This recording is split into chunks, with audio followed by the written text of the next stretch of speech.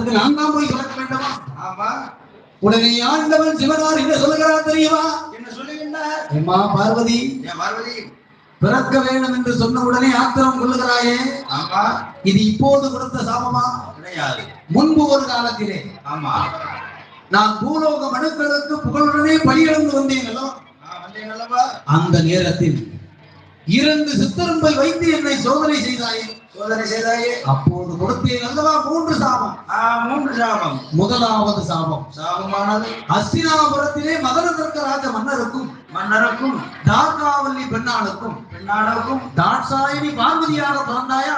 நீ பிறந்தாயா? முதல் பிறவி முடிந்தது. ஆமா. இரண்டாவது பிறவி மோட்சி தில்லைவனம். தில்லைவனத்தில் மூவாரோடும் களம். களமதிலே வேதிய மையானத்தில். ஆமா. பேச்சியாக நீ பிறந்தாயா? பிறந்தாயே.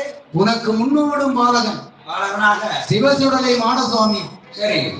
உன்னுடைய அண்ணன் மாயவன் ரகுராமன் சத்ராதி முன்னதாக பிறந்தானா? பிறந்தானே. அதுவும் முடிந்தது. சரி. ஆனால் இப்பொழுது யுகம் என்ன யுகம் தெரியுமா? என்ன யுகம் நடக்கிறது? திரைதாயுகம் துவாபர யுகம் கலியுகம். ஆமா. இந்த கலியுகத்தை அடைக்காக அஷ்டமா காளி.